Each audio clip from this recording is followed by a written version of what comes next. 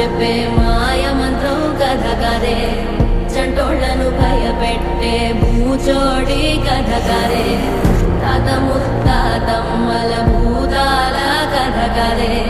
విక్రమాదిత్యుడు చెప్పిన వేదాళుడి కథ కదే దీపము నుండి బియ్యం వచ్చే అల్లావుద్దీన్ కథ కదే ఇది ముడత చర్మం ముసలి చెప్పే కథ లాంటి నిజమే